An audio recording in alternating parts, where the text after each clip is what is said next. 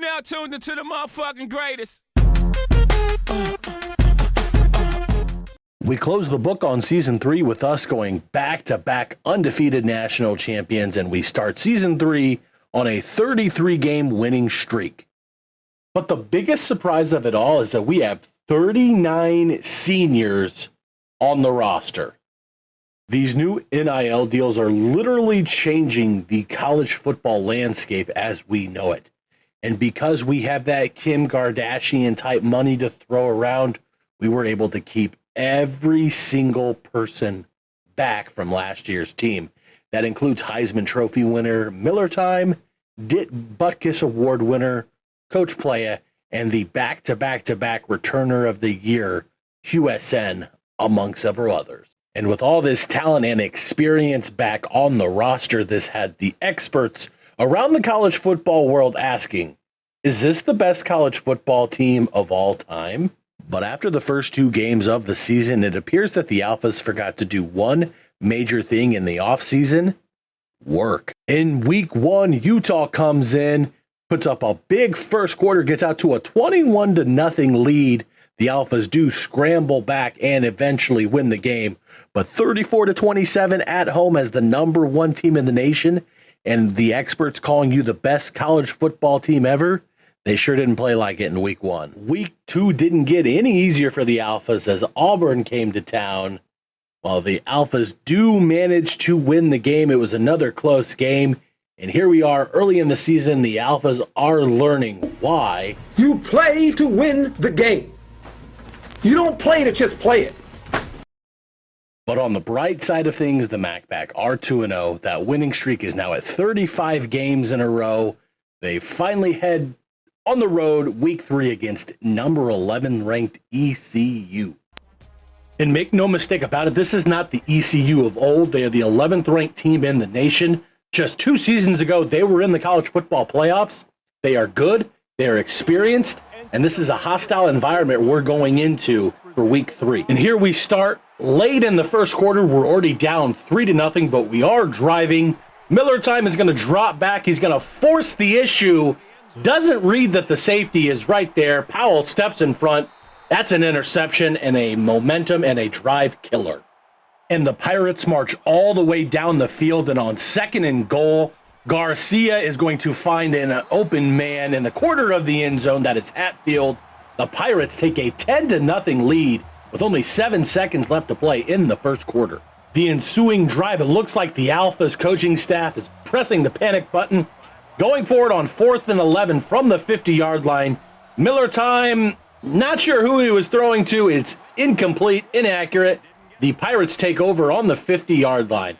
I don't know if this was underthrown or overthrown. Who the fuck knows? And ECU is able to capitalize on the turnover on downs. On 3rd and 5, Garcia throws a nice ball to Hudson here. I'm not sure why these guys are so wide open in the end zone, but ECU goes up 17-0 with just under 4 minutes left to go in the first half. The Alphas do come storming down the field trying to get some points before half, but Miller Time is going to throw another interception to the free safety Powell in the end zone. He's going to take a knee and a touchback. What a bad decision there by your Heisman winning quarterback. Miller Time, what is going on with him this season? Nothing is going right so far, but thankfully good old Rocky Top makes a hell of a play, gets a big sack, forces a further out field goal attempt. They miss. It's only 17-0. Only 17-0 is not really something I thought I would say after the first half against ECU. The second half, we do start off with a very nice drive here. We elect to keep the ball on the ground down here in the red zone.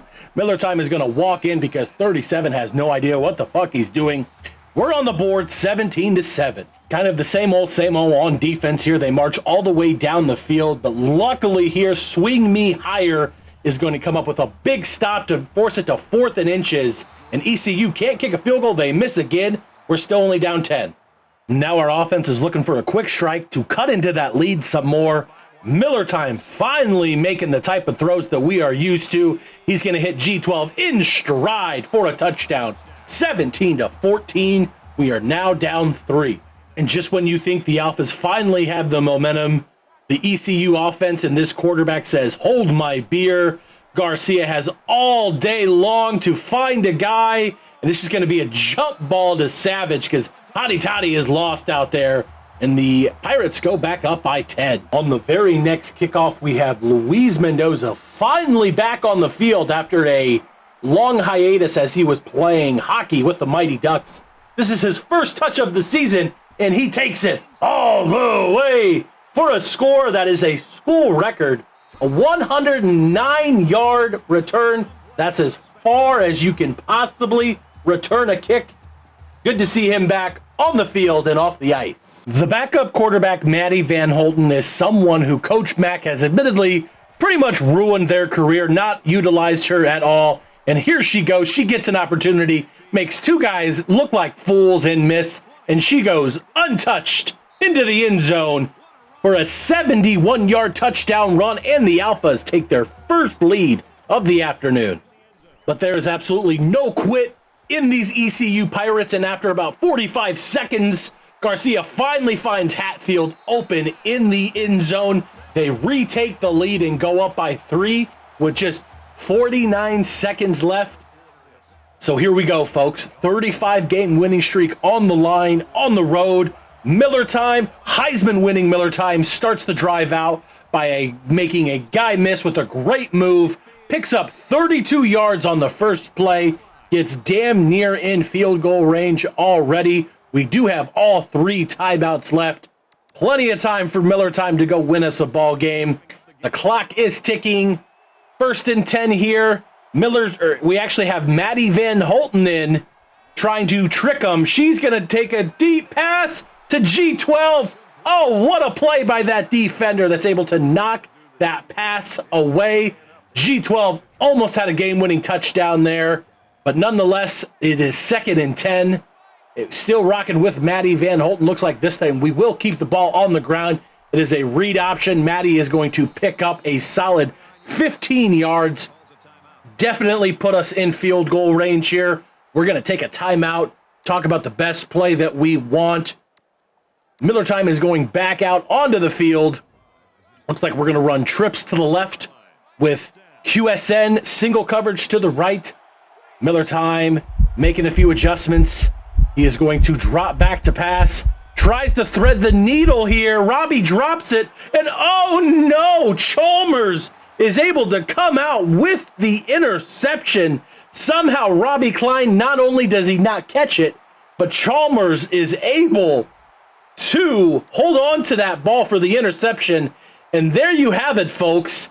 The MacPack Alphas will come into ECU and lose. They are going to move to 2-1 on the season. But more importantly, the 35-game winning streak is snapped. That is only the 2nd loss in program history, but so much for the Alphas being the best college football team ever. Here is one formation that you hate to see ran against you. It is the victory formation.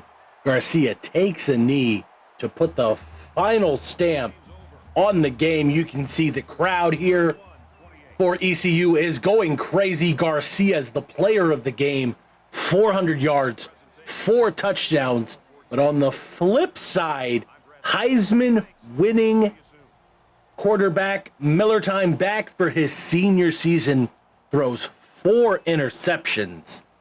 You have to think that is one of the biggest reasons that we lost this game. So what do we do now? Can we bounce back? Are these Alphas finally ready to get to work and try to get back into the college football playoff race and trying to win another national championship? Or do we just fall apart completely and crumble? Make sure you like and subscribe and pay attention in the Discord for the next video.